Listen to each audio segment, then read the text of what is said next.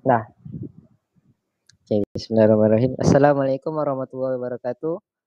Bersama saya Abdul Hadi bin Abdul Aziz dan juga Nur Adila Syamimi binti Azizan. Seperti sedia maklum, pada petang ini kita akan mengadakan sesi temu bual bersama Encik Kamarul Azli dari Pusat Rawatan Islam Miftahus Salam untuk mendapatkan sedikit sebanyak maklumat tentang pengoperasian Pusat Rawatan Islam. Okey, marilah kita membacakan surah Al-Fatihah sebagai pembuka sesi temu bual kita pada petang ini.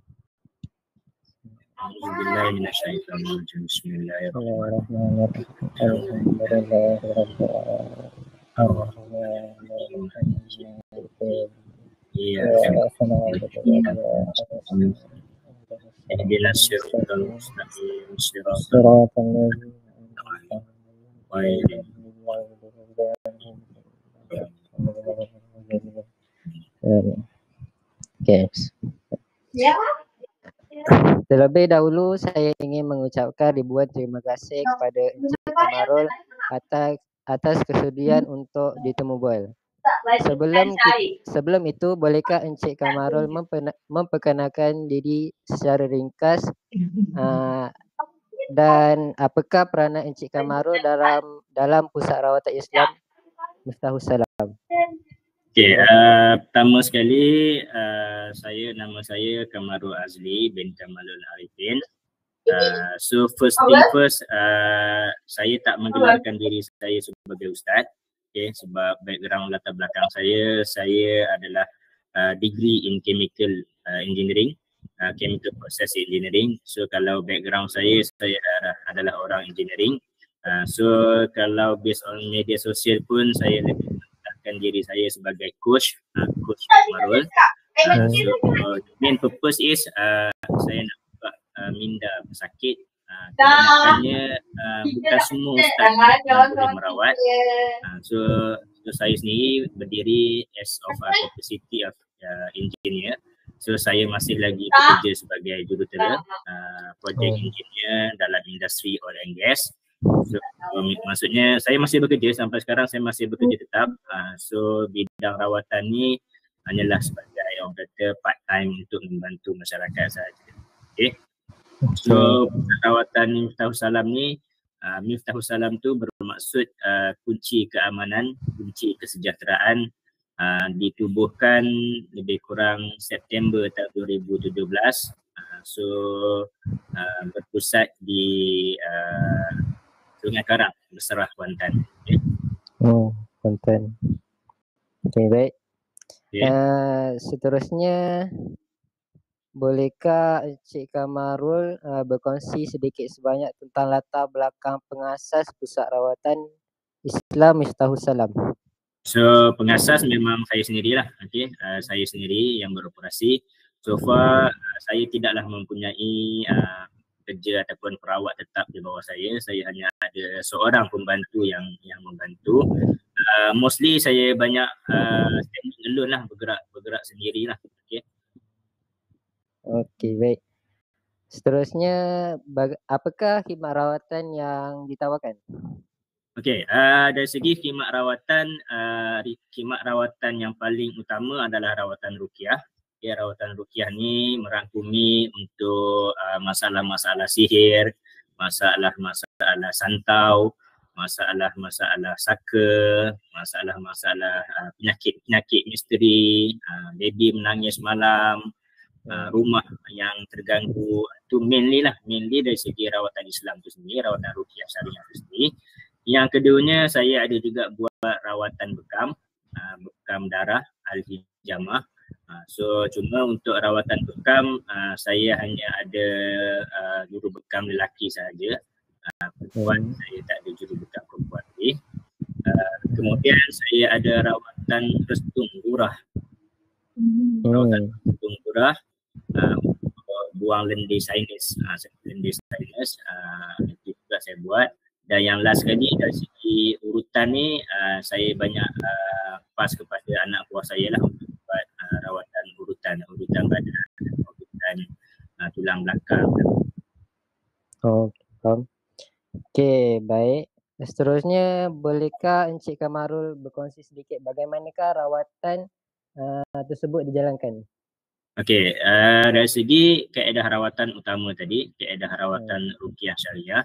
So insya-Allah saya berpegang teguh kepada ahli sunnah al-jamaah. So mana rawatan-rawatan Islam yang teknik-teknik rawatan yang mana yang saya gunakan tu adalah berdasarkan Al-Quran dan hadis, di mana cuma teknik-teknik ini mungkin dikembangkan oleh guru-guru dan ulama. So maksudnya dari segi base saya rawatan adalah berdasarkan yang syariah lah. Okay. Okey, faham.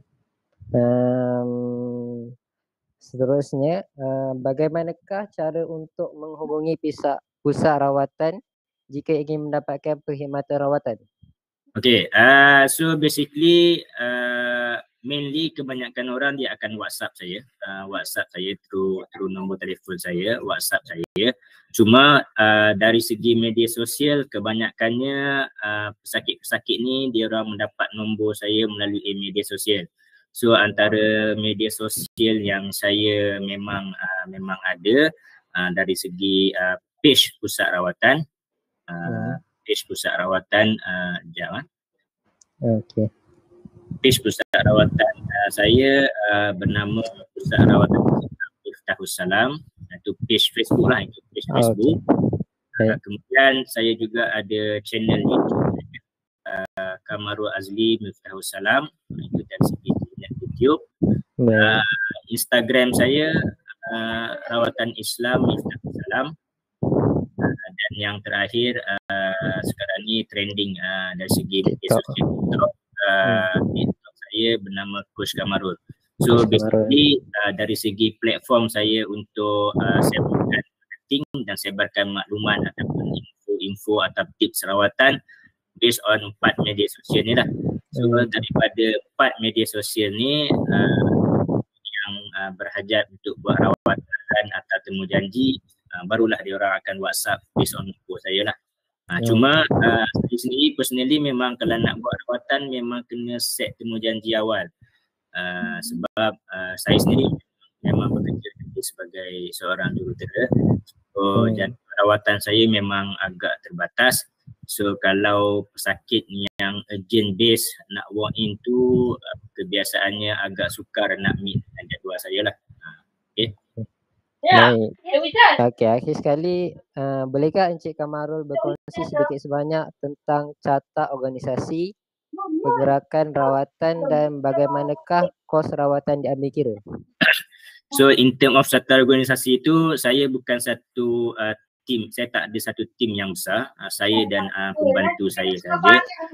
Ini bukan soal tim tu sebab kebanyakannya sebelum-sebelum ni ada ramai anak buah yang membantu rawatan, tapi buat masa ni ada anak buah yang betul-betul konsisten boleh merawat. So kebanyakannya ada yang belajar rawatan tapi bila dah mahir ataupun selepas 2-3 bulan mereka tak begitu aktif lagi. So setakat ni saya dan pembantu saya seorang sahaja, 2 orang sahaja yang pembantu saya yang konsisten aktif itu dari segi organisasi. So yang lain-lain tu, yang lain-lain saya cuma ada ramai juga anak murid sebab saya sendiri ada menganjurkan seminar-seminar rawatan Islam.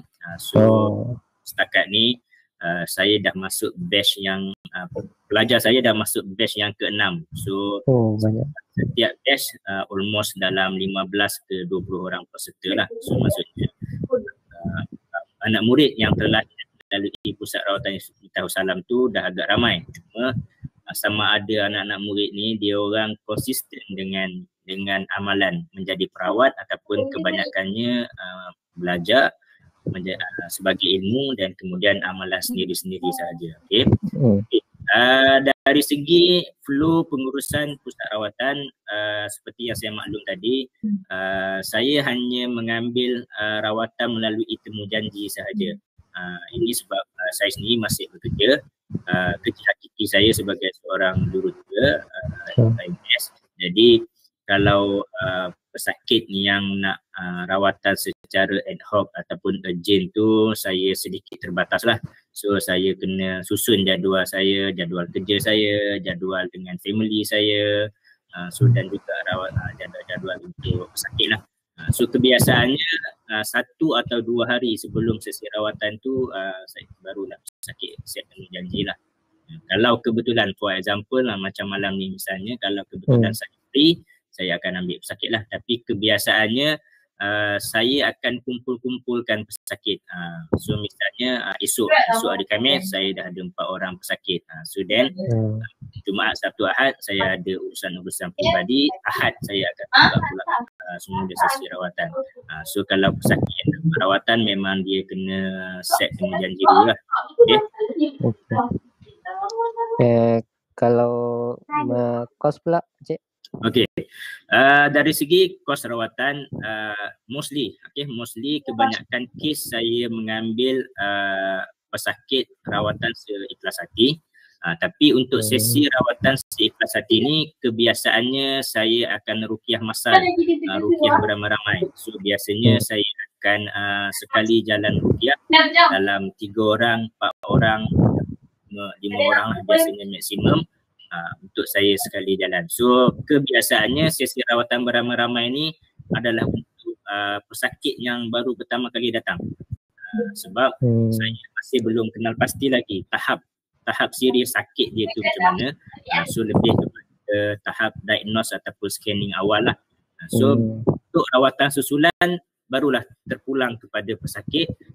Kalau pesakit-pesakit yang kes serius ataupun sesi pertama tadi kerasukan agresif, mengamuk, bersilat, berdialog dan sebagainya, maka untuk rawatan susulan biasanya saya mencadangkan untuk sesi personal lah. Bila ambil sesi personal, saya akan ruqyah seorang demi seorang sampai selesai. Cuma untuk sesi personal ni saya menetapkan kadar bayaran RM70. Untuk sesi personal. So sesi personal ni dia consider eksklusif lah. Saya hanya akan rawat person one by one lah. So biasanya untuk personal ni kes-kes yang berat, kes-kes yang kerasukan teruk, kes yang memang mengamuk, itu saya prefer kes personal. Dan juga kalau untuk ke rumah pesakit ada juga certain kes untuk ke rumah pesakit saya akan menetapkan kadar bayaran dahulu.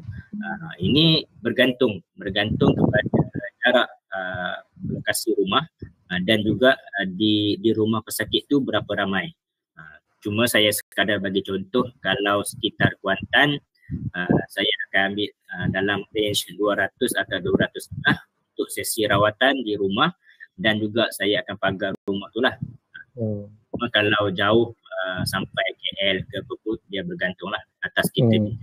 Cuma dari segi kos rawatan ni pun memang jadi amalan saya akan bincang dan memberitahu awal kos saya. So maksudnya kalau pihak tidak bersetuju, dia rasa mahal pun tidak mampu dan sebagainya, maka pihak pesakit kena datang ke pusat rawatan saya lah.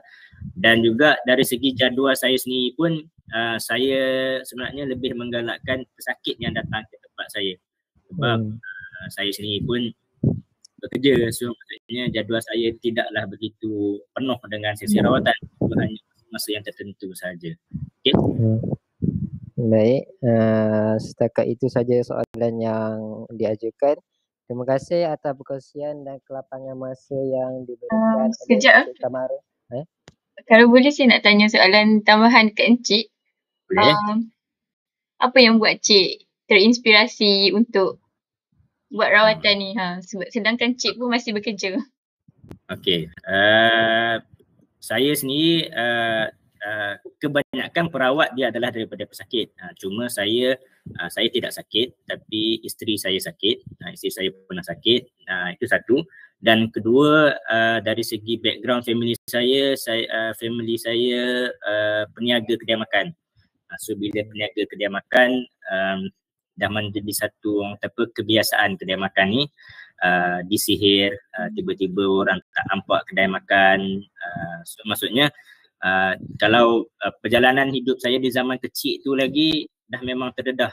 Mak saya bawa pergi berubat dengan bomoh, pulihkan kedai.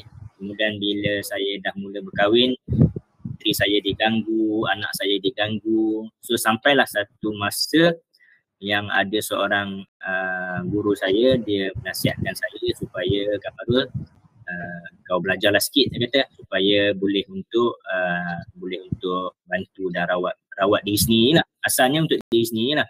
So alhamdulillah, Masya Allah, tabarakallah, saya tak pernah pun berhajat untuk buka pusat rawatan, nak buka nama ataupun nak sewa premis dan sebagainya. So asalnya saya menyewa kedai itu hanyalah untuk merawatkan pesakit saja, sebab bila masa demi masa sakit semakin ramai. 2000 yang tadi saya sebut, 2017 tu adalah saya menyewa pusat rawatan. Saya menyewa center. Tapi kalau saya sendiri memang dah mula merawat sejak tahun 2009. So tahun 2009 sampai tahun 2017 tu saya hanya merawat rumah ke rumah lah, rumah ke rumah, dan cuma pada waktu tu tidaklah terlalu kerap.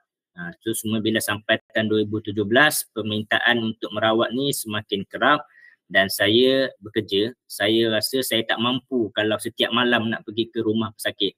Sebab yalah, kalau saya nak pergi ke setiap malam ke rumah pesakit, habis rawatan pukul 12, pukul 1, esok saya nak kerja lagi. So atas sebab tu saya ambil keputusan untuk menyewa.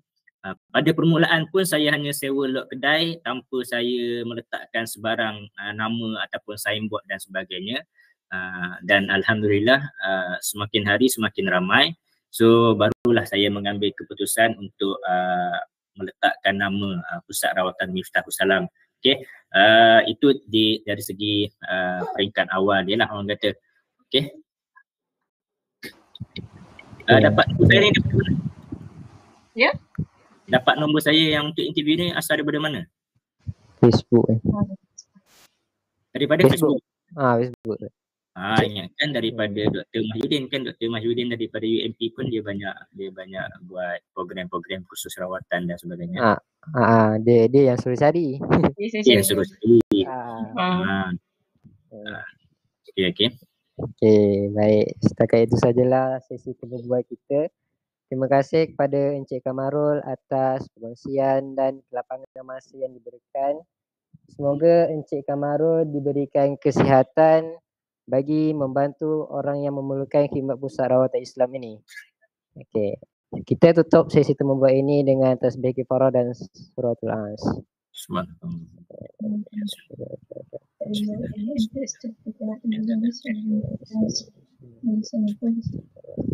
Alhamdulillah, terima kasih. Okey, terima kasih. Terima kasih.